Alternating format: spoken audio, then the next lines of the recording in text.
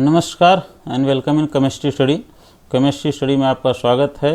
मेरा नाम सुबेदार यादव है और आज का जो हमारा टॉपिक है वो है स्टीरियो केमिस्ट्री। स्टीरियो केमिस्ट्री को अगर हम समझें तो स्टीरियो केमिस्ट्री बेसिकली मॉलिक्यूल का स्पेस में जो स्ट्रक्चर होता है, इसे मॉलिक्यूल को हवा में छोड़ दीजिए, उसका कैसा स्ट्रक्चर बनेगा उसी की स्टडी को हम लोग स्टीरियो केमिस्ट्री में स्टडी करते हैं। उसी के स्ट्रक्चर की स्टडी को स्टीरियो केमिस्ट्री में स्टडी करते हैं।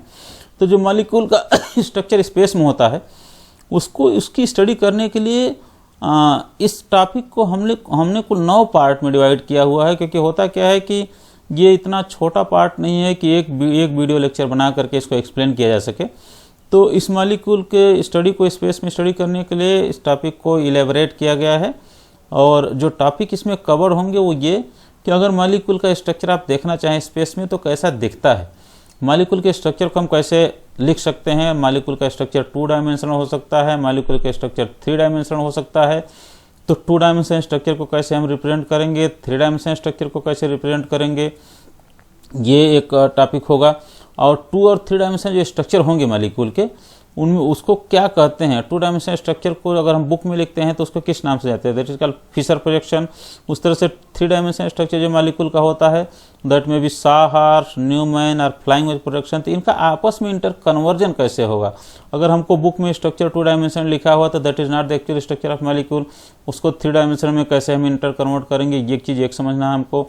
दूसरा ये है कि अगर एक मॉलिक्यूल है और उसका मॉलिक्यूलर फार्मूला एक है, उससे एक से ज़्यादा स्ट्रक्चर अगर पॉसिबल हैं तो ऐसे सभी स्ट्रक्चर्स को हम लोग आइसोमेरिज्म के अंतर्गत पढ़ते हैं। तो जो तीसरा टॉपिक होगा वो आइसोमेरिज्म होगा, उसमें structural isomerism and stereo isomerism हम लोग पढ़ेंगे। स्टीरियो आइसोमेरिज्म बेसिकली कुछ नहीं है, स्पेस में स्ट्रक्चर की स्टडी ही है। और उसकी प्रॉपर्टी को समझने के लिए ऑप्टिकल आइसोमेरिज्म हम पढ़ेंगे कि अगर किसी मॉलिक्यूल पर से अगर हम प्लेन पोलराइज्ड लाइट को पास करें तो उस लाइट के प्रति उसका रिस्पांस क्या होगा। क्या लाइट को किसी डायरेक्शन में रोटेट करेगा कि लाइट सीधे अपने पाथ पर निकल के उस तरफ चली जाएगी। तो यह है ऑप्टिकल आइसोमेरिज्म का पार्ट। और जो उसमें अर्लियर कॉन्सेप्ट था उसमें था कायरल कार्बन अगर है, मतलब एक कार्बन है उससे 4 एटॉमिक ग्रुप डिफरेंट जुड़े हुए हैं तो उसको कायरल कार्बन हम लोग कहते थे। तो कायरल कार्बन है तो ऑप्टिकली एक्टिव होगा, कायरल कार्बन नहीं तो ऑप्टिकली एक्टिव नहीं होगा। लेकिन बहुत सारे ऐसे मॉलिक्यूल आ गए जिसमें कायरल कार्बन था फिर भी ऑप्टिकली इनएक्टिव थे। और बहुत सारे ऐसे मॉलिक्यूल ऐसे भी मिले जैसे एलिन, स्पाइरेन एंड बाइफेनाइल जो मतलब 5वां पार्ट होगा जिसमें कायरल कार्बन नहीं है फिर भी ऑप्टिकली एक्टिव हैं। तो क्या रीजन है, तो उसको हम लोग सिमेट्री में पढ़ेंगे कि मॉलिक्यूल की सिमेट्री क्या होती है, सिमेट्री को कैसे रिप्रेजेंट किया जाता है। इस तरह से कुछ मॉलिक्यूल ऐसे हैं जिसमें रेस्ट्रिक्टेड रोटेशन होता है, जो टॉपिक नंबर 6। तो रेस्ट्रिक्टेड रोटेशन अगर मॉलिक्यूल्स में है मतलब वो रेस्ट्रिक्टेड रोटेशन 2 कारण से हो सकता है। कार्बन कार्बन डबल बॉन्ड हो सकता है, कार्बन नाइट्रोजन डबल बॉन्ड हो सकता है, उसकी वजह से रेस्ट्रिक्टेड रोटेशन हो, या कोई स्मॉल चेन एलिसाइक्लिक कंपाउंड हो, 3 मेंबर्ड एलिसाइक्लिक कंपाउंड हो तो उसमें भी रेस्ट्रिक्टेड रोटेशन होता है। तो उसमें हम लोग ज्योमेट्रिकल आइसोमेरिज्म को पढ़ते हैं। इस तरह से अगर किसी कार्बन कार्बन के बीच में सिंगल बॉन्ड है तो रोटेशन की वजह से उस कार्बन कार्बन सिंगल बॉन्ड के रोटेशन की वजह से एक से ज़्यादा स्ट्रक्चर पॉसिबल होते हैं। तो उसको हम लोग कन्फर्मेशनल आइसोमेरिज्म पढ़ते हैं। और कन्फर्मेशनल आइसोमेरिज्म में जो हमारी स्टडी होगी वो होगी ओपन चेन कंपाउंड का कन्फर्मेशनल आइसोमेरिज्म कैसे हम लोग पढ़ते हैं। इस तरह से दूसरा हम लोग पढ़ेंगे बेयर स्ट्रेंथ थ्योरी क्या कहती है, एलिसाइक्लिक कंपाउंड साइक्लोहेक्सेन का कन्फर्मेशन कैसे पढ़ते हैं, और डिकैलिन का भी कन्फर्मेशन हम लोग पढ़ेंगे। और कन्फर्मेशन का रिएक्टिविटी से बहुत ही गहरा संबंध है। तो अगर कन्फर्मेशन चेंज होता है तो मॉलिक्यूल की रिएक्टिविटी चेंज हो जाती है। इसलिए टॉपिक जो हमारा 8वां टॉपिक होगा, 8वां वीडियो होगा वो कन्फर्मेशन एंड रिएक्टिविटी पर पूरी तरह से बेस्ड होगा कि अगर कन्फर्मेशन चेंज होता है तो रिएक्टिविटी कैसे चेंज होती है। जो 9वां वीडियो है वो होगा रिलेटिव एंड एब्सोल्यूट कॉन्फ़िगरेशन, जिसमें मॉलिक्यूल का स्ट्रक्चर दे करके उसके कॉन्फ़िगरेशन को कैसे डिटरमाइन करेंगे आप।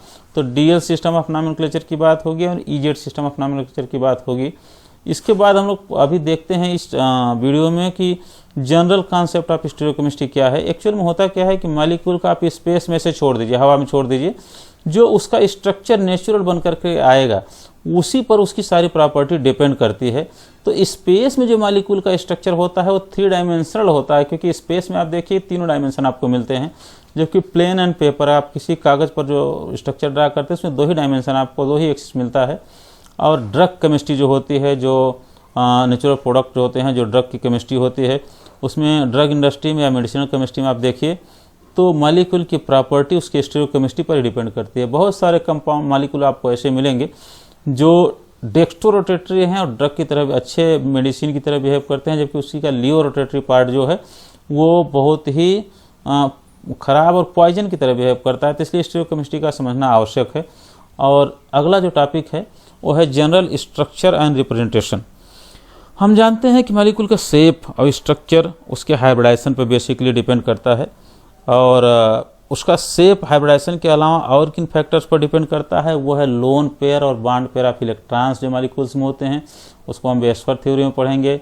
इलेक्ट्रोनेगेटिविटी भी एक फैक्टर है जो मॉलिक्यूल के शेप को डिटरमाइन करता है। और वाल्स डायग्राम में भी हम लोग पढ़ते हैं कि मॉलिक्यूल का शेप कैसे वाल्स डायग्राम से हम लोग देख सकते हैं।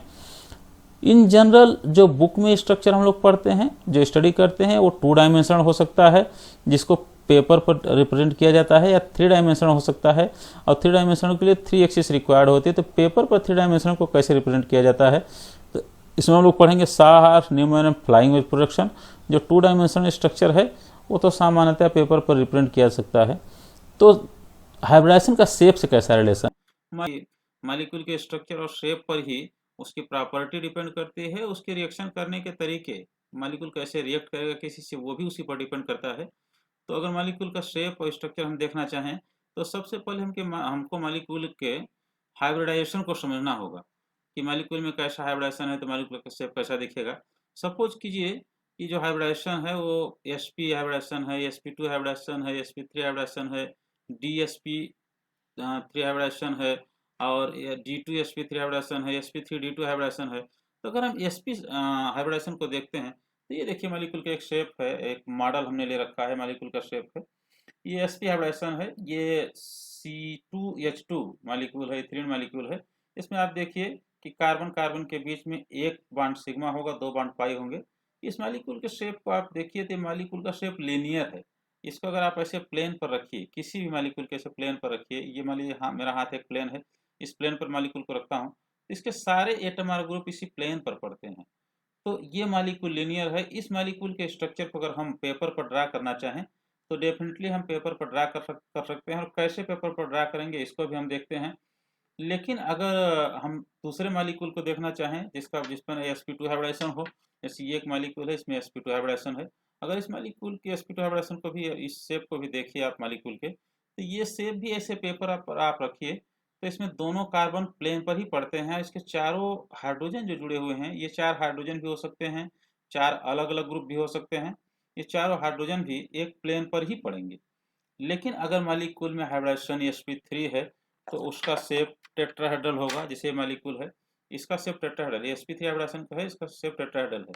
अगर आप इस मॉलिक्यूल को प्लेन पर रखते हैं तो देखिए अगर 3 एटम और ग्रुप प्लेन पर पड़ रहे हैं, मेरा हाथ एक प्लेन की तरह कंसीडर करिए आप, तो अगर ये 3 एटम और ग्रुप इस प्लेन पर पड़ रहे हैं तो कार्बन प्लेन पर नहीं है, और ये एक और एटम और ग्रुप वो जो प्लेन से प्रोजेक्टेड है अबव साइड, वो भी प्लेन पर नहीं है। तो इस तरह से आप ऐसे देख सकते हैं। अगर आप इसमें से कार्बन को प्लेन पर रखना चाहें, सपोज कीजिए कि मैं इसको प्लेन पर ऐसे रख रहा हूँ, कार्बन को इस प्लेन पर मैंने रख दिया, तो कार्बन प्लेन पर है तो 2 और एटम प्लेन पर हैं। ये एटम हो सकते हैं या ग्रुप हो सकते हैं, ये दोनों प्लेन पर हैं।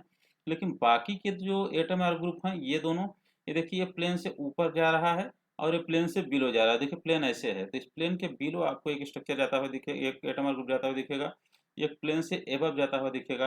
तो ऐसे भी स्ट्रक्चर को आप देख सकते हैं कि अगर ऐसे स्ट्रक्चर को आप रिप्रेजेंट करेंगे, देखेंगे तो आपको 2 एटम प्लेन पर होंगे जब कार्ब सेंटर एटम प्लेन पर हो, एक प्लेन के एबव होगा, एक प्लेन के बिलो होगा। अगर आप इसको ऐसे फ्रंट टू फ्रंट देखें मॉलिक्यूल को, तो आपके सामने 2 एटम दिखेंगे और आपके बैक में 2 एटम दिखेंगे। जैसे मैं अपनी तरफ से देखता हूँ तो मेरे सामने ये दोनों एटम दिखते हैं और मेरे ठीक पीछे ये दोनों एटम जाकर के दिखते हैं। तो मॉलिक्यूल के स्ट्रक्चर को आप ऐसे भी समझ सकते हैं कि टेट्राहेड्रल स्ट्रक्चर है तो 2 एटम फ्रंट पर दिखेंगे, 2 एटम बैक साइड दिखेंगे। अगर उसको आप प्लेन पर रखना चाहें तो एक एक पॉसिबिलिटी ये होगी कि अगर सेंटर एटम प्लेन पर है तो 2 एटम प्लेन पर होंगे, एक प्लेन के एबव होगा, एक प्लेन के बिलो होगा। या अगर आप ऐसे मॉलिक्यूल को देखना चाहें तो 2 एटम आपके फ्रंट में होंगे, 2 एटम आपके बैक में होंगे। सबसे खास बात यह है कि स्ट्रक्चर को समझना इतना आसान नहीं है। ये देखिए एक टेट्राहेड्रल स्ट्रक्चर है। इस टेट्राहेड्रल स्ट्रक्चर को अगर हम देखते हैं तो अब जैसे हमने एक्सप्लेन किया वैसे हम इसको समझ सकते हैं। दूसरी तरह से अगर हम देखें तो ये भी एक टेट्राहेड्रल का स्ट्रक्चर है मॉलिक्यूल का। ये टेट्राहेड्रल का स्ट्रक्चर है, आप देखिए ये half of the octahedral is called tetrahedral. जब हम कॉम्प्लेक्स कंपाउंड पढ़ते हैं तो यही स्ट्रक्चर हमको समझना पड़ता है कि टेट्राहेड्रल का स्ट्रक्चर कैसा है। इस टेट्राहेड्रल के स्ट्रक्चर में भी आप देखिए कि यहाँ सेंटर में एटम है, इससे 1 2 3 4 एटम और ग्रुप जुड़े हुए हैं, 4 एटम हो सकते हैं या 4 ग्रुप हो सकते हैं। इस स्ट्रक्चर को भी समझना जरूरी है कि ये टेट्राहेड्रल का स्ट्रक्चर ऐसे दिखता है, क्योंकि जब तक इस स्ट्रक्चर को हम नहीं समझेंगे तब तक हम आगे चल कर के जब सिमेट्री का एक्सप्लेनेशन होगा तो उसको नहीं समझ पाएंगे। तो ये भी टेट्राहेड्रल का एक स्ट्रक्चर है। इसी तरह से इस स्ट्रक्चर को अगर आप देखिए, ये भी एक स्ट्रक्चर है मॉलिक्यूल का, ये भी टेट्राहेड्रल स्ट्रक्चर ही है। देखने में तो देखिए एक पिरामिड जैसा लग रहा है, लेकिन एक्चुअल में स्ट्रक्चर एक टेट्राहेड्रल स्ट्रक्चर है। तो मॉलिक्यूल के स्ट्रक्चर को आप देखें तो आपको लगता है कि टेट्राहेड्रल का स्ट्रक्चर है, कितने तरीके से रिप्रेजेंट किया जा सकता है। तो ये एक टेट्राहेड्रल स्ट्रक्चर है। सिंपली जैसे हमने इसमें देखा था, इन दोनों को अगर कंपेयर करें तो आपको इस तरह से दिखेगा। देखिए ये ऐसे है, देखिए 3 एटम ये सेंटर से बिलो है और एक एबव है। तो यहाँ बीच में इसके इस मॉडल के अंदर अगर जाकर के आप देखें तो कहीं सेंटर एटम होगा, वहाँ से 4 एटम और जुड़े होंगे। और ये स्ट्रक्चर टेट्राहेड्रल के सिमिलर कैसे दिखता है, इसको भी आप समझ लीजिए। आप देखिए कि अगर इस मॉलिक्यूल पर ये स्ट्रक्चर इस तरह से हम रख दें ऐसे, तो देखिए कि एग्जैक्टली वैसा ही बन रहा है। यहाँ सेंटर पर एक एटम है तो एक यहाँ गया है, इस तरफ एटम जा रहा है तो ये भी इस तरफ गया है, किस तरफ जा रहा है तो किस तरफ इसमें भी है। जहाँ जहाँ एटम इस स्ट्रक्चर में प्रोजेक्टेड हैं, इस स्ट्रक्चर में भी वहीं वहीं प्रोजेक्टेड हैं। तो ये तीनों स्ट्रक्चर आप कह सकते हैं, ये दोनों जो मैंने बताया है आपको और एक जो अभी रखा है, वो तीनों ही टेट्राहेड्रल के स्ट्रक्चर हैं।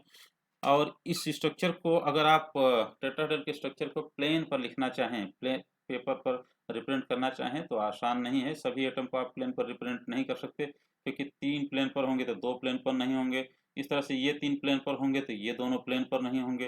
तो कोई 3 एटम और ग्रुप प्लेन पर आ सकता है, लेकिन 2 एटम और ग्रुप जरूर ऐसा होगा जो प्लेन पर नहीं होगा। इसी तरह से अगर हम ऑक्टाहेड्रल स्ट्रक्चर को देखें, जो D2sp3 या sp3d2 हाइब्रिडाइजेशन की बात होती है, तो इस स्ट्रक्चर को भी आप देखें। इसमें देखिए कि मॉलिक्यूल को चाहे जैसे रखिए, मेरा हाथ एक प्लेन है, आप चाहे जैसे रखिए मॉलिक्यूल को, सभी एटम प्लेन पर नहीं पड़ रहे हैं। देखिए सेंटर एटम भी प्लेन पर नहीं है, ये 1 2 3 4 एटम 1 2 3 ए एटम प्लेन पर नहीं पड़ रहे हैं, लेकिन ये 1 2 3 ए प्लेन पर है। अगर इनको प्लेन पर रखते हैं तो ये 3 प्लेन पर नहीं पड़ेंगे। अगर इनको प्लेन पर रखते हैं इन तीनों को, तो ये 3 प्लेन पर नहीं पड़ेंगे। तो स्थिति ये है कि इसको प्लेन पर रिप्रेजेंट नहीं किया सकता।